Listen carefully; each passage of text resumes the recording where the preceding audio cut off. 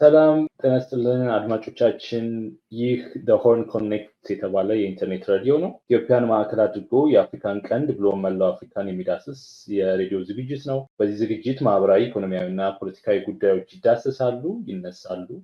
አንገብጋቢና ወቅታዊ መረጃዎችን በማድረስ ለሀቀኛ መረጃ ፍሰት የበኩላችን እንወጣለን። ከኤድመንተን ካናዳ እና ከአሜሪካ ሲያትል በሚገኙት ሁለት ስቱዲዮቻችን ዝግጅቶቻችንን ማቅረብ እንጀምራለን።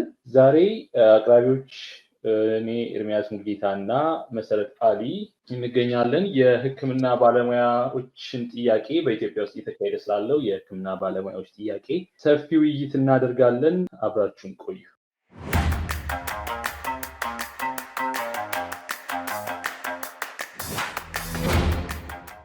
በመወያያ ነጥባችን ዛሬ የሚነሱ የሕክምና ባለሙያዎችን ጥያቄ እና ከመንግስትም ዘንድ ደግሞ እየተሰጣቸው ስላለው እንዲሁም ደግሞ የሕክምና ባለሙያዎችን ጥያቄ ታሪካዊ ዳራን በተመለከተ በተለይ ደግሞ ከቅርብ ጊዜ ወዲህ እየተጠናከረ ስለመጣው እና ድምፃቸውን በሰፊው እያሰሙ ስለመጡ የሕክምና ባለሙያዎች እና ደግሞ ከሚመለከተውም የመንግስት አካል እየተወሰደ ስላለው እርምጃ ምናልባትም ደግሞ መፍትሄ ከማምጣት አንጻርስ ምን እየተካሄደ ነው የሚለውንም ነገር እንዲሁ ከባልደረባ የመሰረት አሊ ጋር አብረን እንወያያለን። በአሁኑ ሰዓት ቀናትን እንዲሁም ወደ ወር አካባቢ የተጠጋ ይመስለኛል የሕክምና ባለሙያዎች በሙሉ ወይም በከፊል ስራ የማቆም አድማ እያደረጉ ይገኛሉ።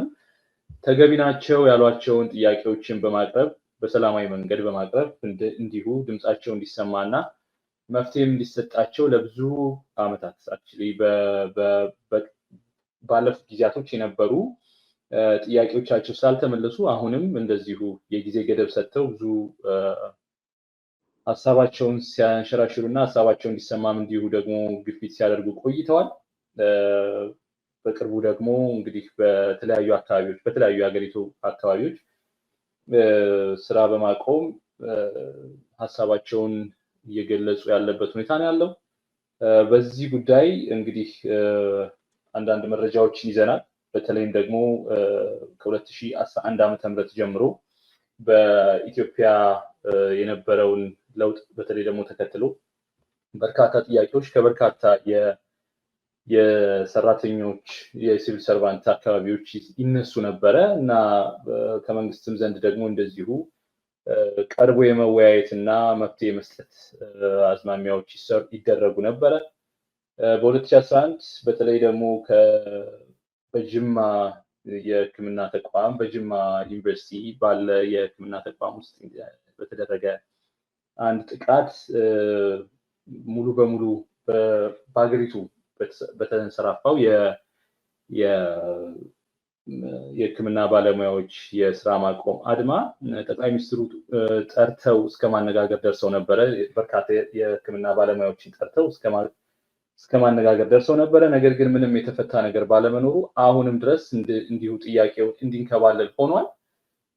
በዚህ ጉዳይ እንግዲህ መሲ ምን ትያለሽ? ምን መረጃዎች አሉ በአንቺ ዘንድ? እስኪ እንስማቸው። ቴንክ ዩ ኤርሚ። ኦቨርናይት ወይም ደግሞ በአንድ ጀንበር የተፈጠረ ነገር ወይም ደግሞ በአንድ ጀንበር የተወሰነ ነገር አይደለም። ሲንከባለል የቆየ ያልተመለሰ ሊመለስ ይገባ የነበረ ወይም መመለስ ያለበት ጥያቄ ነው። አሁን ደግሞ እየሆነ ካለው ኢትዮጵያ ላይ እየተከናወኑ ካሉት የኢኮኖሚም የፖለቲካም አለመረጋጋት ጋር ተያይዞ ደግሞ የኑሮ ውድነቱን ሁላችንም የምናውቀው ነው። እነዚህ ሁላ አሁን እዚህ ጋር ላለው ውሳኔ እንዲደርሱ የገፋፋቸው ይመስለኛል። ግን ዛሬ አይደለም የተጀመረው፣ ሲንከባለል ነበር። ጥያቄዎቻቸው አልተመለሱም። የሚሰሩባቸው ከስራ ቦታ አለመመቸት ሁላ ነው የሚጀምረው ጥያቄያቸው እና በተለያየ ጊዜ ጥያቄዎቻቸውን ሲያንሸራሽሩ ነበር። በ2018 ደግሞ ላይ እንደዚሁ አሁን በስልጣን ላይ ያሉ ጠቅላይ ሚኒስትር አብይ ወደ ስልጣን በመጡበት ሰዓት ከተለያዩ የሙያ ማህበራት እንዲሁም የህብረተሰብ ክፍሎች ጋር ውይይት ባደረጉበት ጊዜ እንዲሁ ከሕክምና ባለሙያዎች ጋር ውይይቶችን አድርገዋል። ግን ያኔም ቢሆን የተመለሰላቸው መልስ አጥጋቢ አልነበረም። እንዲያውም የሚመስለው የነበረው ድምፃቸውን እንዳይሰማ ይሄ የማስፈራራት እና ደግሞ ምንድነው ይሉኝታ የማስያዝ የሚመስል መልሶች ነበር ሲመለሱላቸው የነበረው። ስፔሲፊካሊ ብላክ ኤንድ ዋይት ማስታወስ ባልችልም በተለይ አንዲት ሴት የሕክምና ባለሙያ ላይ ላነሳችው ጥያቄ የተመለሰላት መልስ በቃ ሁሉንም ነገር እርግፍ አድርገውት እንደገና ወደ ስራ እንዲመለሱ ያስገደዳቸው ይመስለኛል። እና አሁን ዛሬ የተፈጠረ ነገር አይደለም። ጥያቄዎቻቸው በጣም ብዙ ናቸው። ከደሞዝ ጋር ብቻ የተገናኘ አይደለም። የሚሰሩባቸው የስራ ቦታዎቻቸው የተመቹ አይደሉም። ወዳጆች አሉን እኛም በቅርብ የምናውቃቸው የሚሰሩበትን ቦታ ለማየት እድል ያገኘንበት የጥቁር አንበሳ ሆስፒታልን የድንገተኛ ክፍል እንደ ምሳሌ ማንሳት እንችላለን። ለታማሚ አይደለም እንደው ድንገት በዛ ጋር ለሚያልፍ እንኳን የማይመች ለማየት የማይመች ለስራ የማይመች በጣም አስቸጋሪ ቦታ ነው እና እንደ አንድ የሕክምና ባለሙያ ደግሞ ምንድን ነው ጎላቸውን አቺቭ አድርገዋል ብለው የሚያስቡት እንዲሁም የሚታሰበው ምንድን ነው ህመምተኞቻቸውን መንከባከብ ሲችሉ እንዲሁም ደግሞ ማዳንም ሲችሉ ነው እና እዛ ቦታ ላይ አንድ የድንገተኛ ክፍሉ ላይ ተመድቦ የሚሰራን ሰው ራንደምሊ አስቆመ ብታዋራው በጣም ብዙ የሚነግርህ ነገር አለ። እንደዛ ባልተመቻቸበት ሁኔታ ላይ ስራ እየሰሩ አሁን ደግሞ ያነሱት የህልውና ጉዳይ ነው። የመብላትና የመጠጣት የመኖር ጉዳይ ነው እየተጠየቀ ያለው። ያንን ሁላ ነገር ኮምፕሮማይዝ አድርገው ከዛም ነገሮችን አቻችለው ስራ እየሰሩበት ባሉበት ታይም ላይ ሰው ኤግዚስት ካላደረገ ራሱ መኖር ካልቻለ ሌላ ሰው ማኖርም መንከባከብም ማከምም አይችልም እና ድንገት የተፈጠረ ነገር አይደለም። አሁን ሰሞኑን እንደዚሁ ይሄንን ነገር እናነሳለን ብለን ካወራም በኋላ መረጃዎችን ለማየት ሞክሬ ነበር እና 70% የሚደርሱት የሕክምና ባለሙያዎች ስትራይክ ላይ ናቸው ወይም የስራ ማቆም አድማ ላይ ናቸው።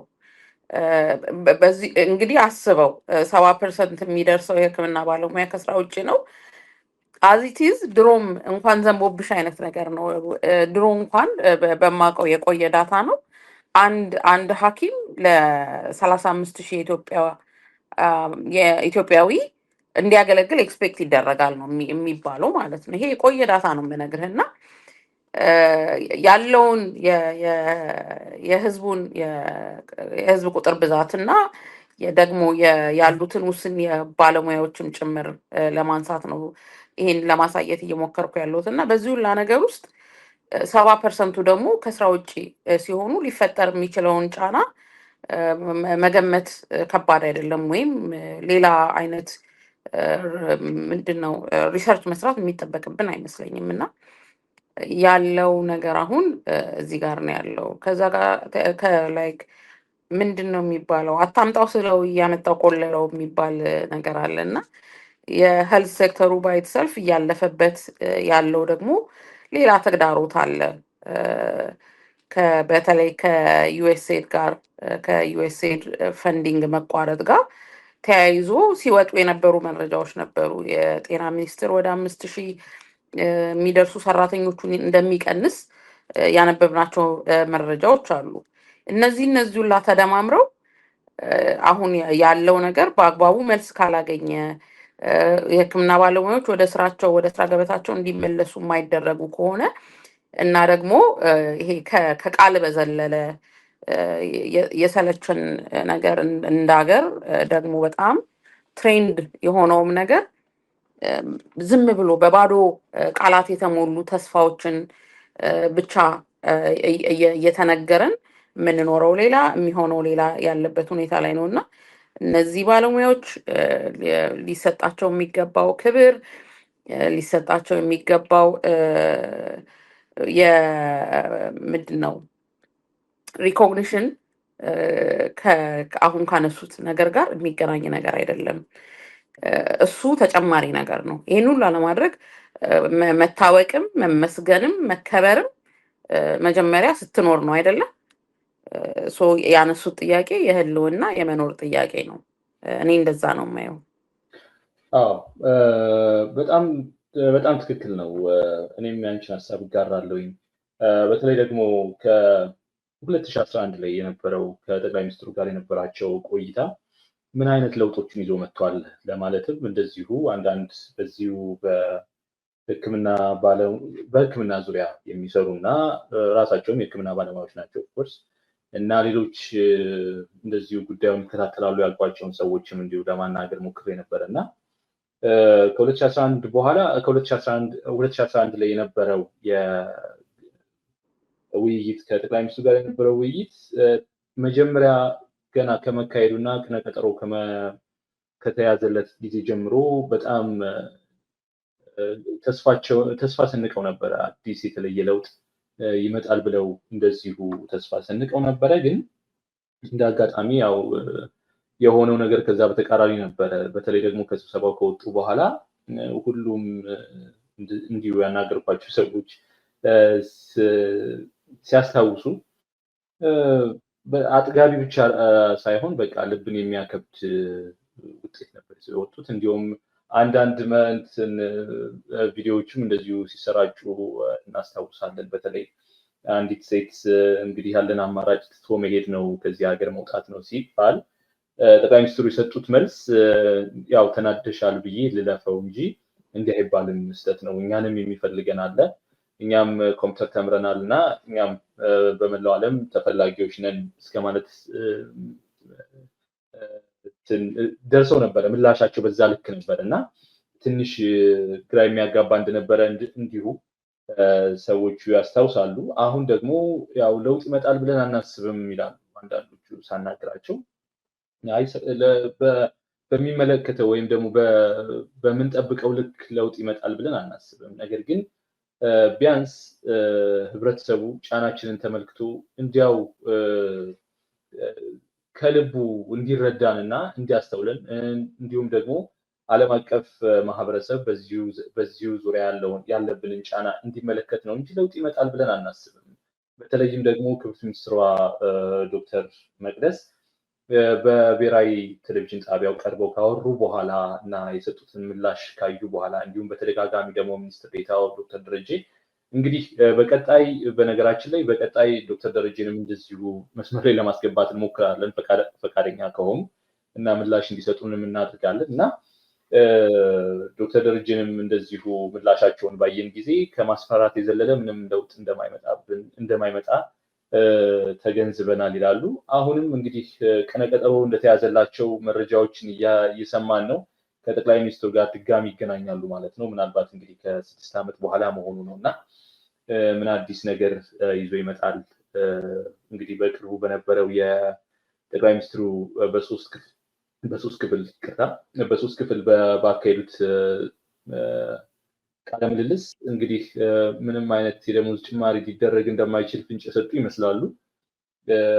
ምክንያቱም ኢትዮጵያ ከዚህ በላይ አትችልም፣ የሀገሪቱ ኢኮኖሚ ከዚህ በላይ አይችልም እስከ ማለት ደርሰዋል እና እንግዲህ ከሕክምና ባለሙያዎች ጋር የሚኖራቸው ቆይታ ምን ይመስላል የሚለውን እንግዲህ በሂደት የምናየው ይሆናል። ስላቅ በሚመስልም መልኩ እንዲያውም መልስ የመለሱ ይመስለኛል። ጠቅላይ ሚኒስትሩም የደሞዝ ጭማሪ ጥያቄ ያላቸው የሚል በጣም ስላቅ የሞላበት መልስም ጭምር ሲያነሱ ነበር እና እንዳልኩት ቅድም ለማንሳት እንደሞከርኩትኝ ሁላችንም የምናውቀው ነገር ነው። ይሄ የተለየ አይነት እውቀት የሚፈልግ አይመስለኝም። ኢትዮጵያ እያለፈችበት ያለችውን ነገር እናውቃለን። ግን እንደ ሀገር ደግሞ ፕራዮሪቲዎቻችንም ተምታተውብናል። ቅድሚያ የምንሰጣቸው ነገሮች ምንድን ናቸው? የትኛው ነው መቅደም ያለበት? ሕክምና የሞትና የህይወት ጉዳይ ነው፣ ሌላ ነገር አይደለም። በቃ በአጭሩ የሰው ልጅ የሞትና የህይወት ጉዳይ ነው። ስለዚህ የትኛውን ነገር ነው ከተማ ውስጥ የሚደረጉትን ነገሮች በጣም ትልልቅ ገንዘቦች ላይ ቢሊየን በጣም የቀለለበት ጊዜ አሁን ይመስለኛል። ቢሊየንስ ይህን ያህል ቢሊየን ሳይድ ዋክ ተሰራ ምናምን ነገር የሚባልበት ሀገር ውስጥ እዛው ካፒታል ሲቲ ውስጥ ያሉትን ሆስፒታሎች ዞር ብሎ ማየት ይቻላል። እኔ በተደጋጋሚ በስራ ምክንያት ጋንዲ ሆስፒታል ይሄድ ነበረ። ጥቁር አንበሳን እናውቀዋለን።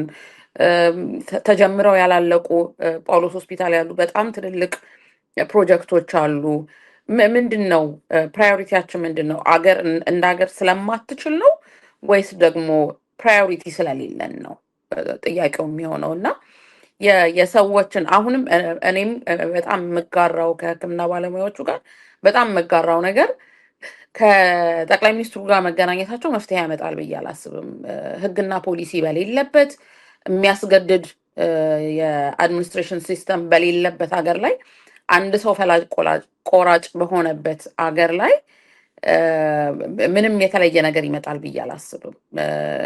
እንዳልኩት ደግሞ ቅድም ስላቅ በሚመስል መልኩ የጠቅላይ ሚኒስትሩም የደሞዝ ጭማሪ ጥያቄ ያላቸው ብለው መልሰው ነበረ። ኤርሚ አዎ እውነት ነው። ያው እንግዲህ በእርግጥ እንዳልሽው የጠቅላይ ሚኒስትሩ መጀመሪያም እንዳሉት በእርግጥ የሀገሪቱ ኢኮኖሚ ከዚህ በላይ የደሞዝ ጥያቄን ማስተናገድ እንደማይችል እንዲሁ ይነግሩናል። በዛው ልክ ደግሞ በጣም በርካታ ፕሮጀክቶች እየተሰሩ እና እያየናቸው ነው። የትኛው ለማህበረሰቡ የጎላ ጠቀሜታ ይኖረዋል የሚለውን ነገር እንግዲህ እነሱ የገመገሙበት መንገድ አድማጮቻችንም እንዲሁ የሚገመግሙት ይመስለኛል እና ፍርዱን ለአድማጮቻችን እንተወዋለን።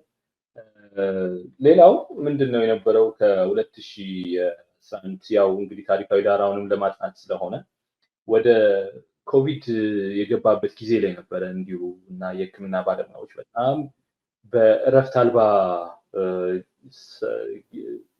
አልባ ጥረት ነበረ ያን ጊዜ የተወጡት እና በጣም ራሳቸውን ለአደጋ አጋልጠው ነበረ የህብረተሰቡን ህይወትና ያው እስትንፋስ ለማስቀጠል በጣም ብዙ ሲጥሩ የነበረው። ይህንም እኔ በአካልም ተገኝቼ ለማየትም እንደዚሁ አጋጣሚ ነበረኝ እና ያለፉበት መንገድ በጣም በእጅጉ የሚያሳዝን ነበር። እንዲሁ የአንዳንዶቹ በስራ ላይ ሆነው ማለት ያለ እረፍት ከመስራታቸው የተነሳ ፌንት ያደረጉ ፌንት አድርገው ሲወድቁም እንዲሁ ተነግሮኛል። ፌንት አድርገው የወደቁ ሰዎች እንደነበሩም እንደዚሁ ራሳቸውን ስተው የወደቁና ይህ ሁሉ በጣም ካለባቸው ጫናና እላፊ ሰዓት ከመስራት እንዲያውም አንዳንዴ 36 ሰዓት ያለ እረፍት እንዲሰሩ ይደረጋሉ እና ያለ እረፍት መስራታቸው ብቻም ሳይበቃ ዲዩቲ ሩም የሚባል ወይም ደግሞ የሚያርፉበት ማረፊያ ክፍል የላቸውም። ይህ አንድ ሁለት ብለን የምንቆጥረው የሕክምና ተቋማት ሳይሆኑ በርካታ በመላው ሀገሪቱ ያለ የሕክምና ተቋማት ላይ እንዲሁ አይነት ምንም አይነት የመሰረተ ልማት ያልተሟላላቸው የሕክምና ተቋማት ላይ እንዲሰሩ ይደረጋሉ። ይህን ሁሉ ተቋቁሞ ምክንያቱ ደግሞ ያው የሀገሪቱ ያለችባትን ችግር እናውቃለን ብለው ይረዳሉ። እነሱም ግን አሁን ከዚህ በላይ መቀጠል የሚችሉበት ደረጃ ላይ አልደረሱም። በቃ ማለት እስከሚችሉት ገፉ፣ እስከሚችሉት ደረጃ ድረስ ተጓዙ። ከዚህ በኋላ ግን እንግዲህ በቂ ምግብም ማግኘት የማይችሉበት ደረጃ ላይ ደረሱ እና አሁን እንግዲህ ስራ የማቆም አድማ ለማድረግ ተገደዋል ማለት ነው። ይህን እኔ ይህን ፕሮግራም በማጠናቀርበት ጊዜ ከዚህ የስራ ማቆም አድማ ጋር በተገናኘ 11 የጤና ባለሙያዎች በቁጥጥር ስር ውለዋል። ክሳቸው ደግሞ ህብረተሰቡን ለአመፅ በማነሳሳት የሚል ነው እና የካናዳ ፍርድ ቤት የመጀመሪያ ደረጃ ፍርድ ቤት ትናንት ሰኔ 2 ላይ ቀርበው ነበረ እና ፖሊስ ተጨማሪ የ8 ቀናት የምርመራ ጊዜ ጠይቆባቸዋል። የፍርድ ሂደቱ እየተከናወነ ነው። ለሰኔ 10 ተቀጥረዋል እንደገና ማለት ነው እና ይህ የሆነው ለምን በስራ ገበታችሁ ላይ አልተገኛችሁም በሚል ነው እና እንዲሁ የህብረተሰቡን ለሁከትና ለብጥብጥ አነሳስታችኋል በሚል ነው የተከሰሱት። በዚህ ጉዳይ ምን ትያለሽ መሲ ባንቺ በኩል?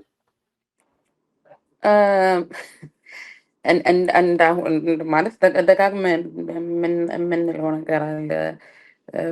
በየትኛውም መስክ ላይ ተሰማራ፣ በየትኛውም የስራ መስክ ላይ ተሰማራ ልክ መብትህን መጠየቅ ስትጀምር አውቶማቲካሊ የመንግስት ጠላት ተደርገህ ትፈረጃለህ። አሁን ይሄ ነው ኢትዮጵያ ውስጥ ያለው ትሬንድ ማለት ነው። ብዙ የሚያስደንቅ ነገር አይደለም፣ ያልጠበቅነው ነገር አይደለም። በተለይ ደግሞ በዚህ ዙሪያ ላይ ከሰብአዊ መብት ጋር ተያይዞ ስራዎችን የምንሰራ ሚዲያውን የምንከታተል ሰዎች ፓተርን ይዟል፣ በደንብ የሚታወቅ ፓተርን ይዟል እና ፒስፉል ዴሞንስትሬሽን ወይም ደግሞ ሀሳብን በነፃነት ወይም በሰላማዊ መንገድ መግለጽ ይሄ መሰረታዊ የሆነ የሰብአዊ መብት ነው። እንትን አይደለም፣ ሌክዠሪ አይደለም፣ ወይም ደግሞ ህገወጥ የሆነ ድርጊት አይደለም። ስለዚህ ሰዎች ፒስፉሊ በሆነ ሰላማዊ በሆነ መልኩ ጥያቄያቸውን የማቅረብ እና ዴሞንስትሬት የማድረግ ሰብአዊ መብት አላቸው። ይሄንን ደግሞ ኢትዮጵያ የፈረመቻቸው ዓለም አቀፍ የሰብአዊ መብት መግባቢያ ሰነዶች እንደ ኢንተርናሽናል ኮንቬንሽን ኦን ሲቪል ኤንድ ፖለቲካል ራይትስን ጨምሮ በብዙ ዓለም አቀፍ የሰብአዊ መብት መግባቢያ ሰነዶች ላይ የተቀመጠ ነገር ነው። ኢትዮጵያ ውስጥ አሁን የሚሆነው ነገር ደግሞ ከዚህ በተቃራኒ ነው። ስለዚህ እነዛ የሕክምና ባለሙያዎች ደግሞ በጣም የሚገርመው ነገር በተሰማሩበት የስፔሻሊቲያቸው ጥቂት የሚባሉ በቁጥር ያሉትን ነው ተመርጠው የታሰሩት የሚመስለው። የነዛ ሰዎች መጉደል ከዛ ቦታ ሊያጎል የሚችለውን ነገር በቃ ትልቅ እንደሆነ ሁላችንም እናውቃለን። እና the minute they start asking for their right ወይም ደግሞ ለስራ ባልደረቦቻቸው ወይም አብረዋቸው ለሚሰሩ ሰዎች ድምጻቸውን ማሰማት ሲጀምሩ ነው እየተለቀሙ እየታሰሩ ያሉት። እና የጊዜ ቀጠሮ ሲጠየቅባቸው ምንድን ነው ማጣራት የተፈለገው ነው? አሁንም ሁሉም ነገር ፖለቲሳይዝድ መደረግ አለበት ኢትዮጵያ ውስጥ ሁሉም ነገር ስታነሳ እንዴት ነው የመኖር የመብላትና የመጠጣት ጉዳይ ፖለቲካል የሚሆነው? እንዴት ነው የመብላትና የመጠጣት ጉዳይ አገርን ለማፍረስ ህዝብን ለመቀስቀስ ተብሎ? እኔ አንዳንድ ጊዜ እንትኑንም ክሱንም የሚጽፉ ሰዎች ህግ ትምህርት ቤት ሄደው የሚያውቁም አይመስለኝም። የእውነቴን ነው የምናገረው ማለት ነው።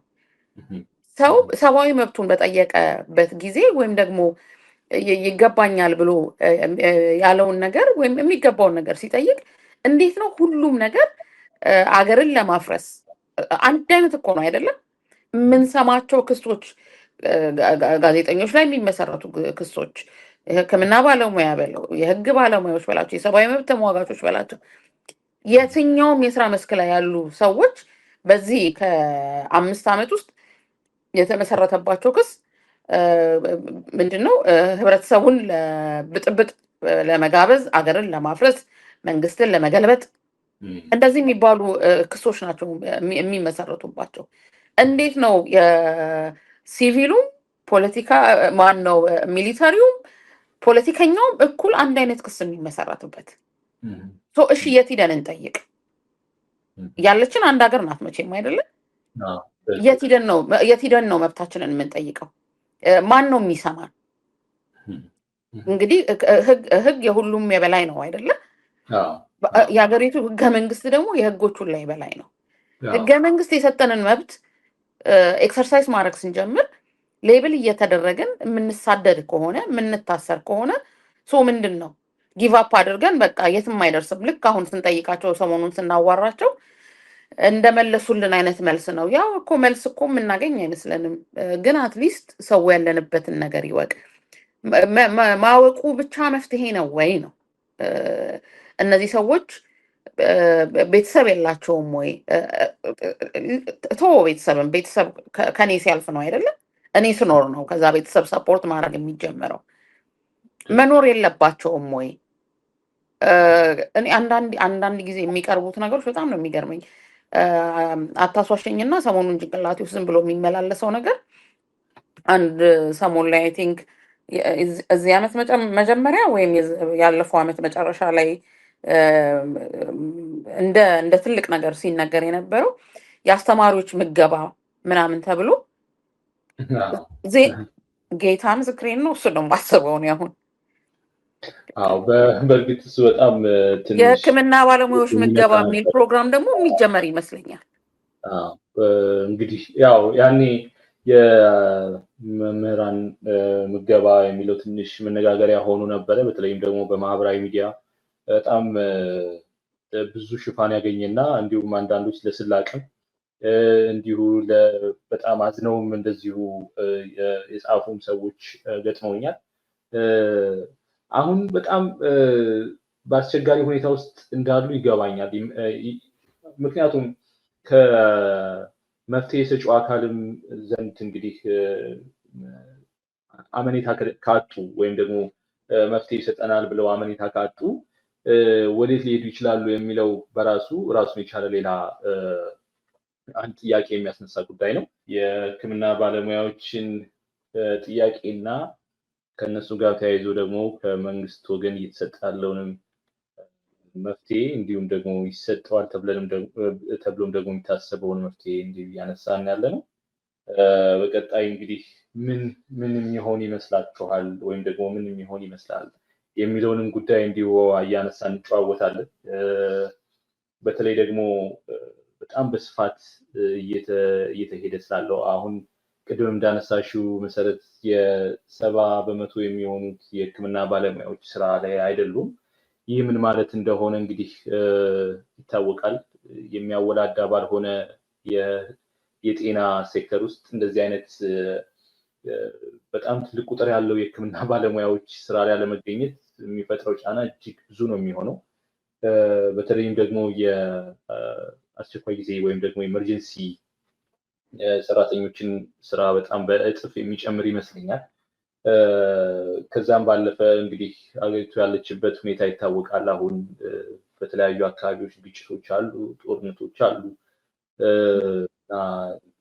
የሕክምና ባለሙያዎች እንግዲህ እነዚህን ሁሉ የመሸከም ኃላፊነት ስላለባቸው አሁን ደግሞ እንግዲህ በስራ ገበታቸው ላይ የማይገኙ ከሆነ በጣም ብዙ ሊፈጠር የሚችለው አደጋ በጣም ከፍ ያለ ይሆናል ብዬ አስባለሁ።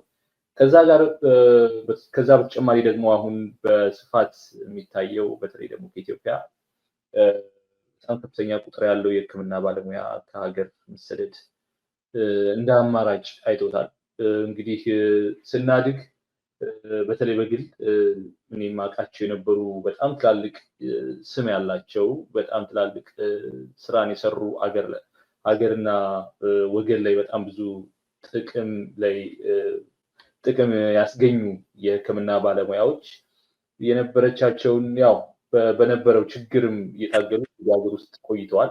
ነገር ግን የአሁኑ ግን አሁን ላይ የተደረሰበት ሁኔታ ግን ቅድም እንዳነሳ ነው የሚያስኬድ አይደለም። በቃም በልቶ ማደር፣ ልጅ ወልዶ ማሳደግ፣ ቤት መመስረት የሚባለው ነገር ከዚህ በኋላ የሚታሰብ እየሆነባቸውም አይደለም። እንዲሁም አንዳንዶቹ እንደሚሉት የህልም እንጀራ ሆኖብናል ይላሉ እና ይህንስ እንዴት ትገልጫዋለሽ? እንዴት ታየዋለሽ?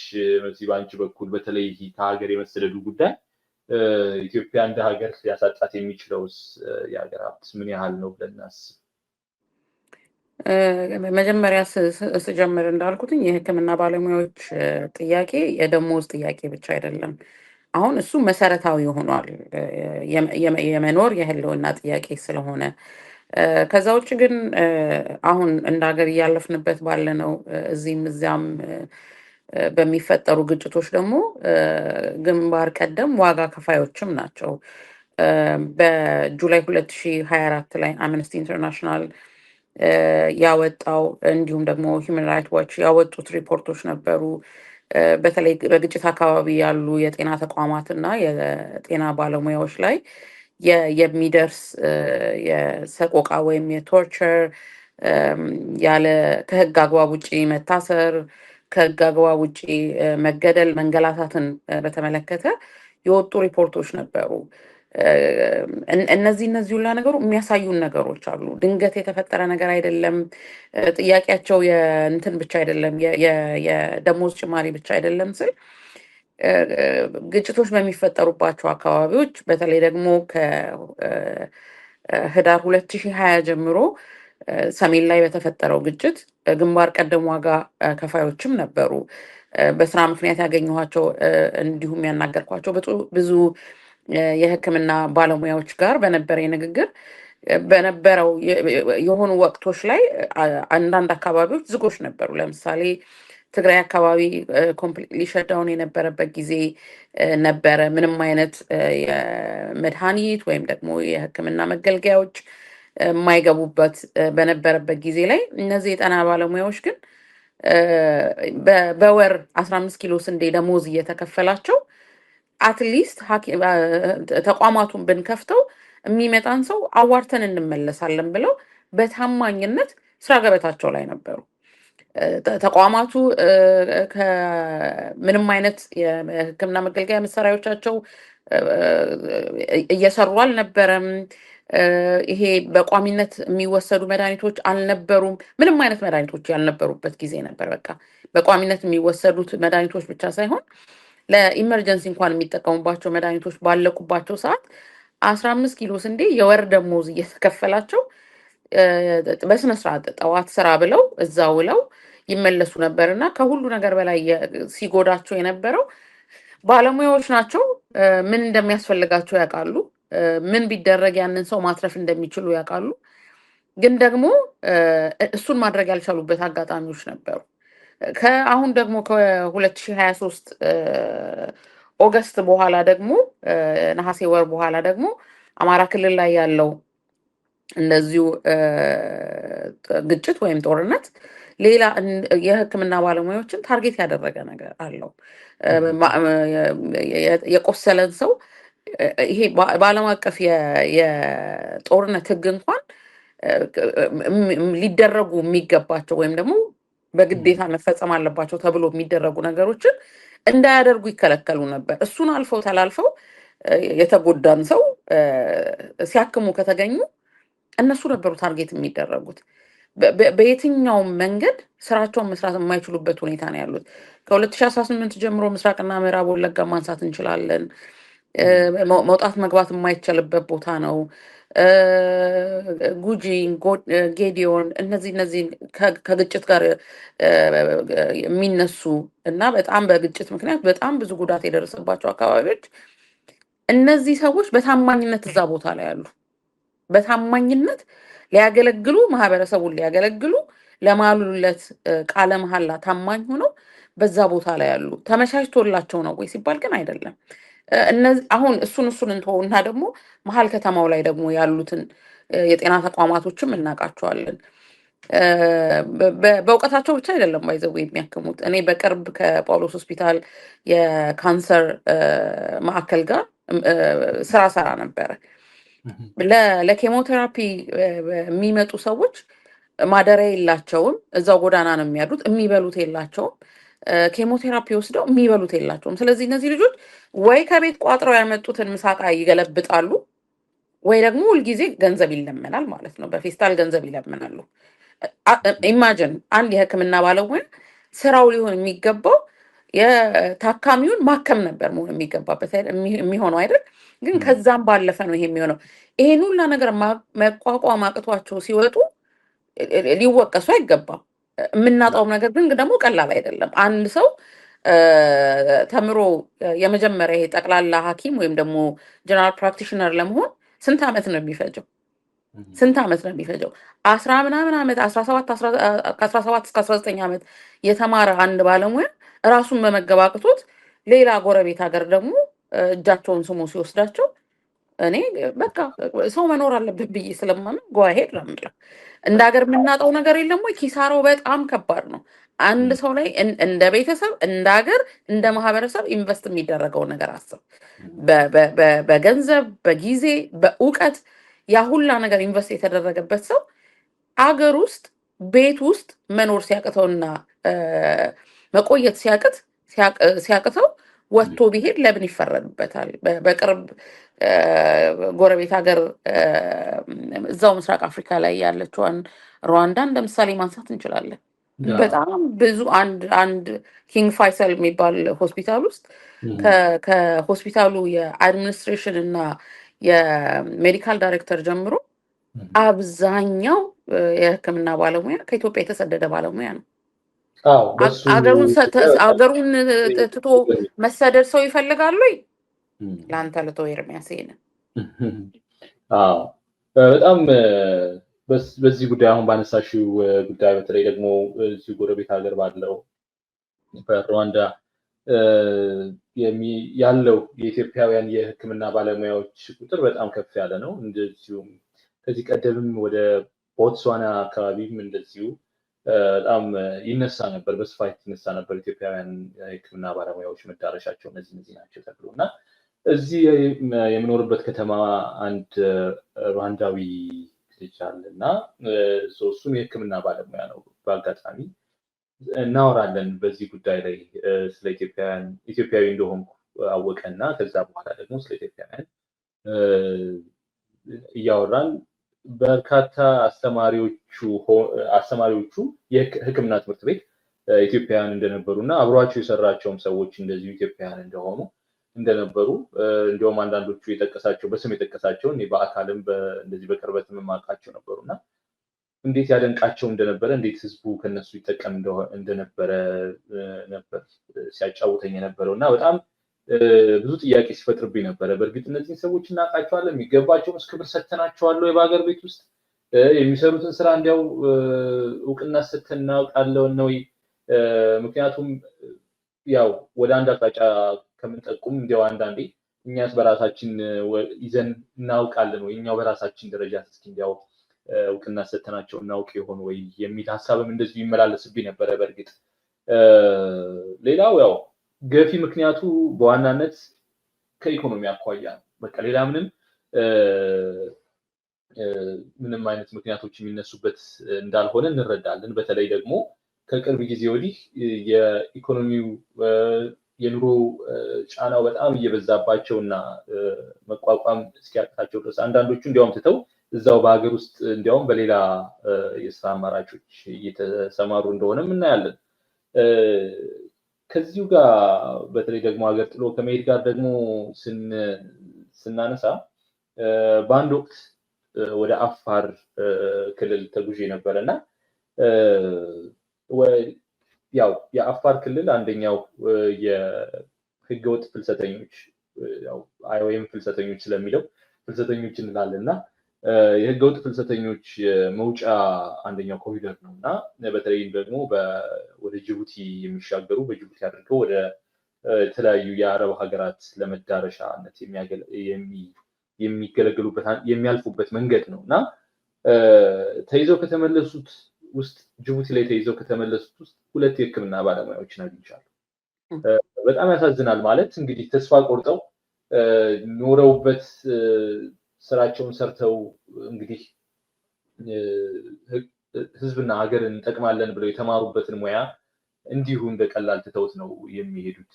በጣም ያዘንኩት እኔ በግሌ እና ታሪካቸውንም እንደዚሁ ቁጭ ብለን ስናወራ ከደቡብ ኢትዮጵያ ከደቡብ አካባቢ እንደመጡና ከዛም እንግዲህ አፋርን ተጠቅመው አፋር ክልልን አልፈው አቋርጠው በጅቡቲ በኩል መዳረሻቸውን ሳውዲ አረቢያ ለማድረግ ነው። በነገራችን ላይ ለምንድን ነው ሳውዲ አረቢያን የመረጣችሁት ስንላቸው ሳውዲ አረቢያ እና ሌሎች የአረብ ሀገራት ለሕክምና ባለሙያዎች እንደዚሁ ቀላል የማይባል ክፍያ ይከፍላሉ የሚል መረጃ ደርሷቸዋል። ምናልባትም እንግዲህ ከህገወጥ ደላሎች የደረሳቸው ይመስለኛል። ነገር ግን በህገወጥ ደላሎች እንኳን ለመታለል አንድ ገፊ ምክንያት ያስፈልጋል አይደል? ቋፍ ላይ ለሆነ አስተሳሰብ እንዲያው ትንሽ ፍንጭ ነው የሚያስፈልገው። ከዛ በኋላ ያው ውሳኔውን አንቺ ትወስኛለሽ ማለት ነው እና ህገወጥ ስደት ምን ያህል አስከፊ እንደሆነ በተለይም ደግሞ ወደ የሚያቋርጡባቸው አካባቢዎች ምን ያህል በጣም አደገኛ አካባቢዎች እንደሆኑ ስትመለከች ደግሞ ምን ያህል ተስፋ ቢቆርጡ ነው ይሄን ያህል መንገድ የሚሄዱት የሚያስብል ነው እና እኔ በግሌ በጣም ልቤን የሚነካ ጉዳይ ነው ስታዘበም የነበረው። አሁን ደግሞ ይህ ጉዳይ እየጠነከረ ይሄዳል። ከዚህ በኋላ ደግሞ ወደ ውጭ እና ወደ ባህር ማዶ ለማማተር ልባቸውን የሚሸፍትበት እና ከፍ እያለ የሚሄድበትም አጋጣሚዎች ይኖራሉ ብዬ አስባለሁ። ወይም በግሌ እንግዲህ በመጪው ቀናት እንደተባለው ጠቅላይ ሚኒስትሩ ቀጠሮ ይዘውላቸዋል ለማነጋገር። ከዚህ ቀደም እንግዲህ ከሰሞኑ እንደተናገሩት የነበረውን ቃላቸውን ወይ አሻሽለው ሌላ ቃል ይገቡላቸው ይሆናል ወይም ደግሞ እንግዲህ እንደተለመደው አይሆንም ወይም ደግሞ ራሳቸው የጤና ባለሙያዎች ያናገርናቸውን ሰዎች እንደገመቱት ምንም አይነት መፍትሄ ሳይኖር ስራቸውን ወይም ደግሞ ወደ ነበረው ይመለሳሉ የሚል ሀሳብ አለኝ በእኔ በኩል። ሌላው እኔ በጣም እንደ ችግር ስመለከተው የነበረው የሀገር ውስጥ የመገናኛ ብዙሃን ችግሩን ያለመዘገባቸውና ሰፊ ሽፋን ያለመስጠታቸው ችግር ነው። እንደ ችግር ለማየት ሞክሬያለሁ። ይገባኛል፣ ጫናዎች ይኖራሉ። በተለይም ደግሞ ከመንግስት ወገን እንደዚህ አይነት ሁነቶችን ለመዘገብ ለመገናኛ ብዙሃን ነፃነት ይሰጣሉ የሚል ሀሳብ አይኖረኝም። ይህ ራሳቸውም የሚረዱት ጉዳይ ነው። ነገር ግን ምናልባት እንዲያው የግሉ ትንሽ ደፈር ብለው እንኳ ይህን ጉዳይ ለማንሳት እንዴት እንዳልቻሉ ትንሽ ጥያቄ ፈጥሮብኛል። እንዲሁ በተለይ ደግሞ አንዳንዶቹ በማህበራዊ ሚዲያ እና በማህበራዊ አንቂነት የሚታወቁ ሰዎች ትላልቅ በጣም ብዙ በርካታ ተከታዮች በማህበራዊ ሚዲያ አላቸው።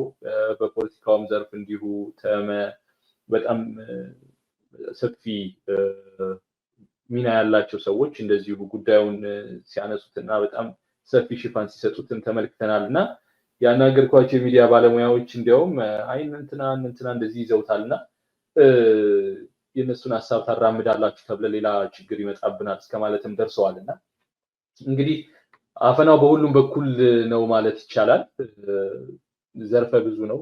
ድምጻቸውም እንዳይሰማ ማለት እንዲያው ከመበደላቸውም አልፎ ድምጻቸውም እንዳይሰማ እስከማድረግ ድረስ እየተካሄደ ነው ማለት ነው እና ይህ ደግሞ በጣም ጥፋቱን እጥፍና ድርብ ያድርገዋል።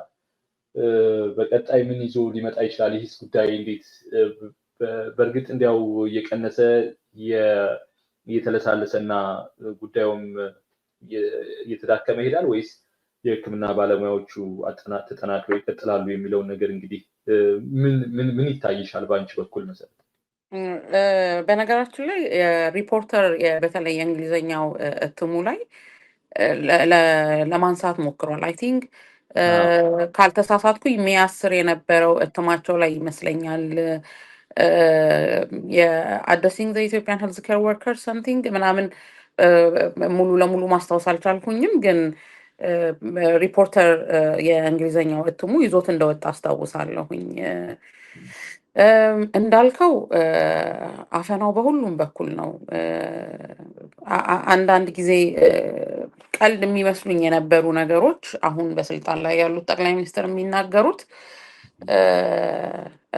አንሄድም፣ አንለቅም፣ በቃ ገና ብዙ ስራ አለን በእንትን በምንድን ነው በመፈንቅለ መንግስትም እንግዲህ ይህንን እንዲህ አይነት ትንሽ ከፕሮቶኮል የወጣ ንግግር የሚናገሩት ለህዝብ ተወካዮች ምክር ቤት ነው፣ ለመረጥናቸው እንደራሴዎቻችን ቁጭ አድርገው ነው የሚናገሩት። እንግዲህ እና የሚናገሯቸው የነበሩ ነገሮች አንዳንዱ እውነት ለመናገር እውነት ነው ብዬ ለማሰቡ ላይ የከብደኝ ነገር ነበር እና እንዴት ነው ፕሮቶኮል እንኳን የማይጠበቀው የሚያስብሉኝ ነገሮች ነበሩ። ይሄን ያልኩት ለምንድን ነው? 1 ዓመት ከምናምን ነው ምርጫ የቀረው። ስለዚህ በዚህ ጊዜ ውስጥ ነገሮች ይቀየራሉ ብዬ አላስብም። ሚዲያውን የምናውቀው ነው። ያው የፐብሊክ ሚዲያዎቹ የመንግስት ሚዲያ ናቸው፣ የፐብሊክ ሚዲያ አይደሉም። የመንግስት ድምፅ ናቸው። ኤዲቶሪያሎቻቸው በመንግስት ነው የሚቃኙት። የሚዲያ ነፃነት የለም። የብሮድካስቲንግ ኤጀንሲ ላይ ያሉ አይ ቲንክ አሁን በምክትል ዳይሬክተርነት ያሉት የብሮድካስቲንግ ባለስልጣን የዛሬ አመት ኦር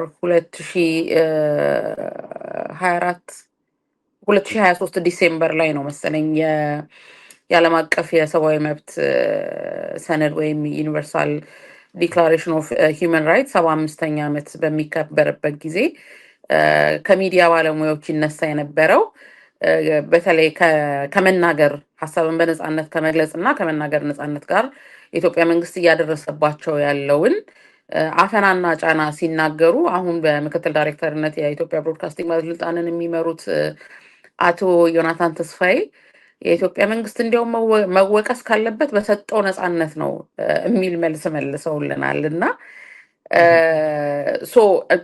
እንዳትናገር ቀድመው የሆነ ነገር ይሉሃል፣ ከዛ በኋላ አትናገርም። አሁን ምንም ተስፋ ማላይበት አንደኛ ምርጫ እየመጣ ነው። ስለዚህ ሁሉም ነገር በስልጣን ላይ ያለው ገዢው ፓርቲ በሚመቸው መንገድ ነው ሁሉ ነገር የሚቀረጸው።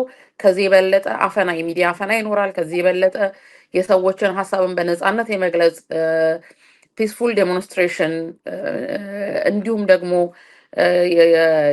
የኢኮኖሚ ጥያቄ ሁላ በጣም የሚታፈንበት ጊዜ ነው ብዬ ነው የማስበው። አንፎርቹኔትሊ እንደሱ ነው የሚታየኝ።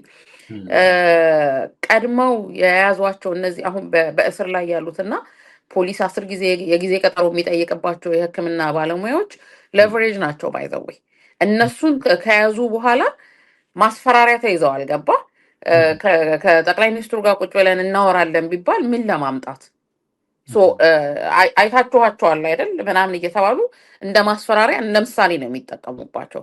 ስለዚህ ሁሉም ሰው ኦልሬዲ ምን ሆኗል? ሰልፍ ሴንሰርድ እንዲሆን ተደርጓል። መናገር አለብኝ መናገር የለብኝም፣ አድቮኬት ማድረግ አለብኝ ለታሰሩት ወዳጆቼ ወይም ሙያ አጋሮቼ የለብኝም። በዚህ ሁላ እንትን ውስጥ ነው ዳይላማ ውስጥ ነው ሚቲንግ ውስጥ ወይም ስብሰባ ውስጥ የሚሄዱ ሰዎች የሚሄዱት።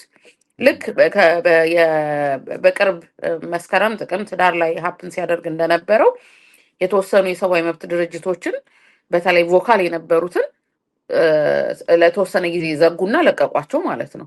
ከዛ ጸጥ ብሏል አሁን ማለት ነው። ተሻሽሎ ነው ኢትዮጵያ ውስጥ የሰብአዊ መብት ጥሰቱ ቆሞ ነው። ህጎች ተሻሽለው ነው። የሰዎች አፈና፣ ከህግ አግባብ ውጭ መታሰር፣ መገደል፣ መሰደድ ቆሞ ነው አይደለም። እንደ ማስፈራሪያ እነዛን ድርጅቶች ለተወሰኑ ጊዜ ዘጓቸው። ከዛ በኋላ ሌላው ሁሉም ሰልፍ ሴንሰርድ አድርጎ ኦኬ በቃ ለምን ችግር ውስጥ እገባለሁ፣ ስለዚህ ይቅርብኝና ሴፍ የሆነችዋን ነገር ብቻ እየሰራው ሊሄድ ወደሚል ነገር ነው የሚሄደው። ሚዲያዎቹም እንደ ማሳያ በቅርብ ጊዜያት የሚታሰሩት የሚዲያ ሃውስ ኤዲቶሪያልስ እንዲሁም ጋዜጠኞች ማሳያዎች ናቸው። አንተ ከታሰርክ እና የአንተ ቤተሰብ ሲንገላታ እያየሁ አንተ ስትንገላታ እያየሁኝ ለምን እሞክራለሁ? ነገ እኔ ላይ እንደማይደርስ ምን ማረጋገጫ አለኝ? ምን ዋስትና አለኝ? ስለዚህ ይሄ ቅድሚያ የሚያደርጓቸው ነገሮች ማፈኛ መሳሪያዎቻቸው ናቸው። የሰዎችን ሀሳብ ማፈኛ መሳሪያዎቻቸው ናቸው። ለዚህም ይመስለኛል ያናገርናቸው የጤና ባለሙያዎች እኛም ደግሞ ባደረግነው ዳሰሳ ለመመልከት የቻልነው እንዲሁም እዚህኛው ኮንክሉዥን ላይ የደረስነው ምንም ነገር አይመጣም። ሞቲቬሽናል ስፒከር የመሰሉ ጠቅላይ ሚኒስትር አሉን፣ እንዳለመታደሉ ነው። የጤና ባለሙያዎች ጥያቄ መጠየቅ አይወዱም። በነገራችን ላይ ጠቅላይ ሚኒስትሩ ጥያቄ መጠየቅ አይወዱም። የጤና ባለሙያዎችን ጠርተው ሌክቸር አድርገው ካራዝማቲክ የሆነ ዲስኩር ደስኩረው እንደሚለቋቸው ነው የሚሰማኝ እንጂ መፍትሄ ይመጣል የሚል ምንም አይነት እንትን የለኝም። እኔ ተስፋ የለኝም። ዋው እንግዲህ እናመሰግናለን መሰረት።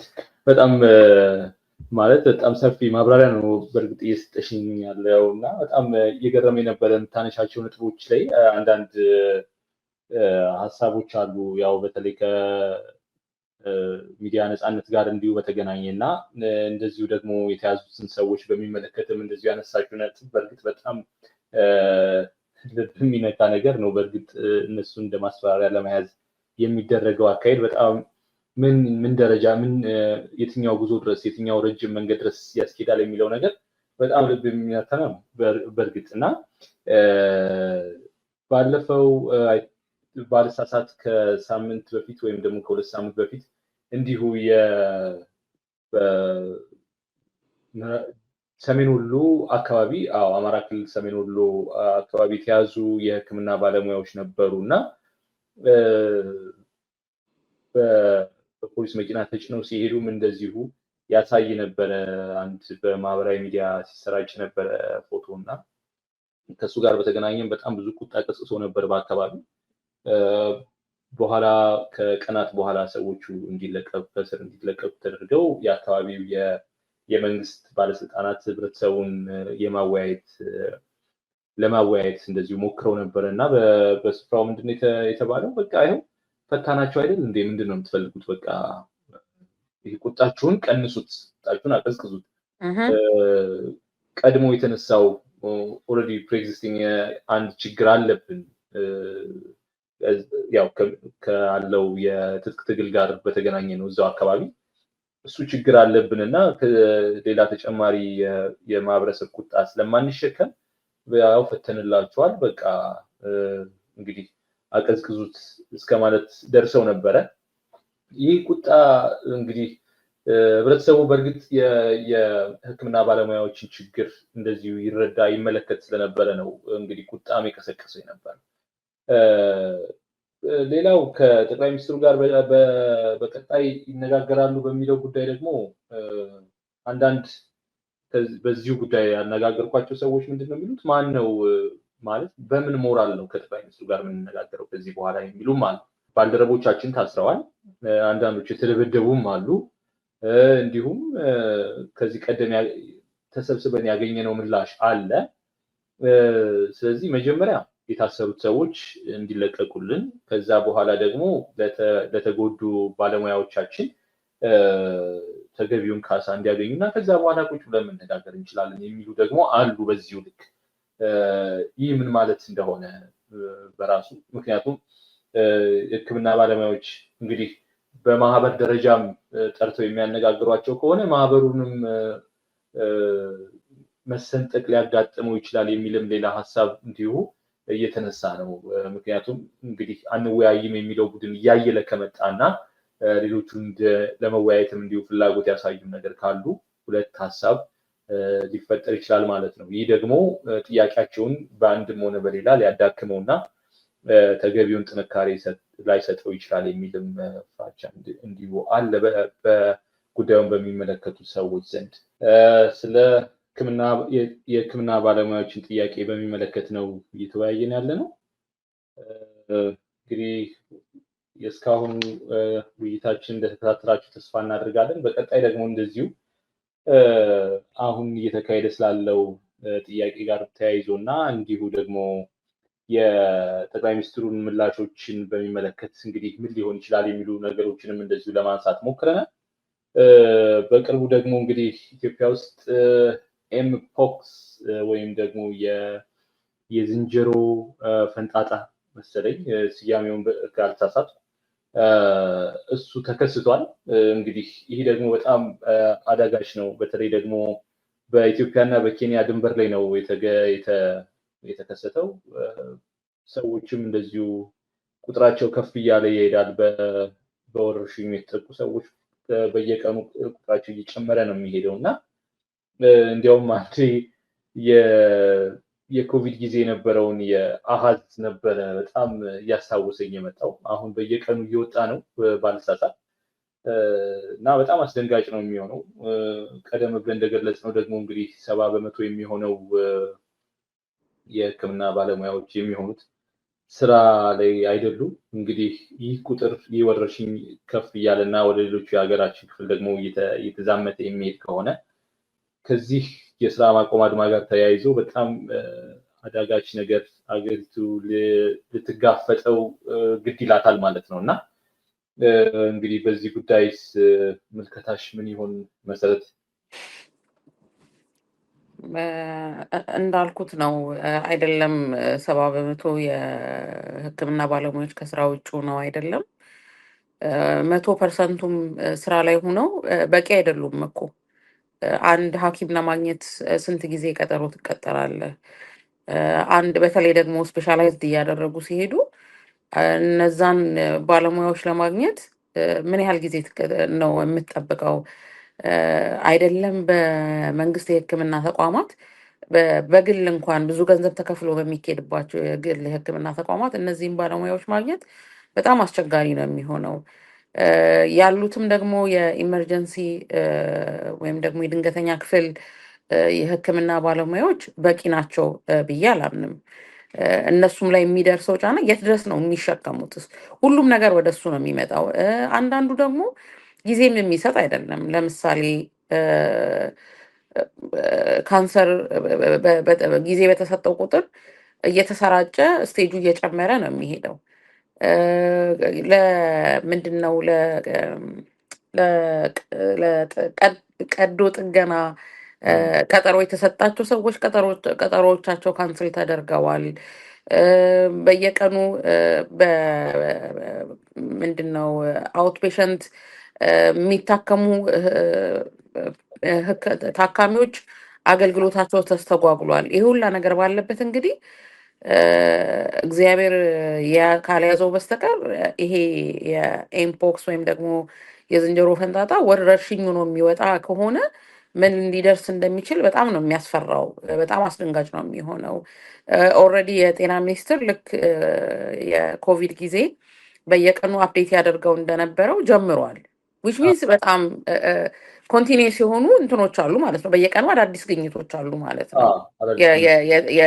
የተጠረጠረ የተገኘ በህይወት ያለፈ ምናምን የሚል ነገር ሰሞኑን እያየሁኝ ነው። ተከታታይ በየቀኑ አፕዴት እየተደረገ ነው። ይህ ሁላ ነገር ስጋት ባለበት ኤንድ አክሮስ ዘ ቦርደር ደግሞ ከሌላ ሀገር ጋር የሚመጣ እንደመሆኑ አዲስ አበባ ሀብ እንደመሆኑ በጣም ብዙ የአፍሪካ ሀገሮች ትራንዚት የሚያደርጉባት ከተማ ናት አዲስ አበባ። በጣም ብዙ ኢንተርናሽናል ፍላይቶች ትራንዚት የሚያደርግባት ከተማ ናት። ይሄ ሁላ እንቅስቃሴ ባለበት የአፍሪካ መዲና ነን እያልን ደግሞ በምንቀማጠልባት ከተማ ውስጥ የሕክምና ባለሙያ ከስራ ውጪ ሆኖ ይሄንን ነገር ማስተናገድ ይቻላሉ? በጣም ሊታሰብበት የሚገባ በአስቸኳይ ደግሞ መልስም ሊሰጥ የሚገባ ነገር ነው። የሰራተኛ ማህበራት ኮንፌዴሬሽን ሰሞኑን እንደዚሁ ያወጣውን መግለጫዎች እያየሁኝ ነበረ። ከመስከረም ጀምሮ የደሞዝ ጭማሪ ተደርጎላቸዋል የተባሉት ሰራተኞች እስካሁን ድረስ የደሞዝ ጭማሪውን አላገኙም። ስለዚህ እንደ ሀገር ቆመን ልናስብበት ልንመክርበት የሚገባ ጊዜ ላይ ያለን ይሄ ክሮስ ሮድ ላይ የቆምን መስቀለኛ መንገድ ላይ የቆምን አይነት ነገር ስሜት ነው የሚሰማኝ። እያንዳንዱ ነገር ሊታሰብበት እና ደግሞ እርምጃ ሊወሰድበት የሚገባ ነገር ነው። ከረፈደ በኋላ ኦፍኮርስ መቼ ይሆን ረፈደ የምንለው አላውቅም። ምክንያቱም በየቀኑ የምንሰማቸው የሰው ልጅ ህይወት ቁጥር ሆኖ ቀሎብናል። አንድ ሰው ስንት ሰው ሲሞት ነው ብዙ ሰው ሞተ የሚባለው? ወይም ደግሞ ስንት ሰው መሞት አለበት? የትኛው ነው በቁጥር ነው ሜጀር የሚደረገው የሰው ልጅ ህይወት? ኦር እያንዳንዳችን ቤት ውስጥ መግባት አለበት ወይ? የእያንዳንዳችን ቤት ማንኳኳት አለበት ወይ? መቼ ነው ልንነቃ የሚገባን? መቼ ነው ኢንሶሊዳሪቲ አብረን መቆም የሚገባን? ቅድም ስታነሳው ነበረ ከሙዚቃ እረፍታችን በፊት የሕክምና ባለሙያዎች ማህበር ለሁለት ሊከፈል ይችላል። በጣም መንግስት ሊሰራበት የሚችለው ነገር እንደሆነ ይሰማኛል። ምክንያቱም ይሄንን ነው እያደረገ ያለው። መንግስት ደግሞ እንደ ስትራቴጂ እየተጠቀመ ያለው ለሁለት ይሄ ሀሳብን ለሁለት መሰንጠቅና የመንግስትን ሀሳብ ወይም ደግሞ የመንግስትን ዓላማ ያስፈጽምልኛል ብሎ የሚያስበውን ግሩፕ ሰፖርት ማድረግ፣ ኢንካሬጅ ማድረግ፣ ከነሱ ጋር ንግግር ማድረግ እንደዚህ አይነት ነገሮች እንደ መጠቀሚያም እንደ መውጫም መንገድ ይጠቀምበታል እና ይሄ ሊውልም ሊያድርም የሚገባው ነገር አይደለም። ከጤና የበለጠ ፕራዮሪቲ የለም። እየመጣ ያለው ኦር ደግሞ እንደ ሪፖርት በየቀኑ እያየ ነው ያለነው ወረርሽኝ ቀላል ነገር አይደለም። ይሄ ሁላ የሕክምና ባለሙያ ከስራ ውጭ በሆነበት ጊዜ ላይ ሃንድል ሊደረግ የማይችል ነገር ነው የሚሆነው እና በጣም በጣም አስፈሪ ነው የሚሆነው። በጣም ማለት ነው። ጥያቄያቸው አሁንም ከደሞዝ በላይ ነው። ቅድም ያነሳሁትኝ የሪፖርተርን እንትን ሳይ ነበረ ሪፖርት ሳይ ነበር ከዚህ ከጤና ባለሙያዎች ጋር ተያይዞ የዘገበውን እና ይሄ ፌር ደሞዝን ብቻ ሳይሆን ዲግኒፋይድ የሆኑ የወርኪንግ ኮንዲሽኖችንም ጭምር ነው የሚጠይቁት ይላል እና እኔም እስከማውቀው ድረስ እሱን ነው የሚጠይቁት። ሲስተሚክ ሪፎርም ያስፈልገዋል። ዊ አንደርስታንድ። በቃ ግን ፕራዮሪቲ ነው።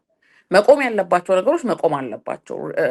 ሪሸፍል ማድረግ ወዳለብን ሪሸፍል መደረግ አለበት ብዬ አስባለሁ። የቆሙት በተለይ ደግሞ ዩኤስኤድ ሰፖርት ያደርገው የነበረው የጤና ሲስተም ወይም የጤና ማዕከላት ቁጥር ቀላል አይደለም አልነበረም። እነዚህ ሁላ ነገር የሚፈጥሩት ነገር አለ። ስለዚህ አሁን እሱኛው ስለቆመብን ኦኬ ምን ማድረግ አለብን? ይሄኛውን ወደዚህ እናምጣው መባል መቻል አለበት። ከኢጎ የዘለለ መሆን አለበት። ከንግግር የዘለለ መሆን አለበት። ሰዎችን ሪኮግናይዝ ማድረግ መቻል አለብን። የሰዎችን ጥያቄዎች እንዴት ነው ሁል ጊዜ እንደዚህ ደርሶብኛል ስትሉ ነው አልደረሰብህም። አንተ የደረሰብህ ኢትዮጵያ እየሆነባት ካለው ነገር ጋር ሲወዳደር ምናምን ተብለን ህመምህን እንዴት ነው ሁል ጊዜ አንድ ሰው ኢንቪዚብል እያደረገና ዲስሚስ እያደረገ የምትኖረው?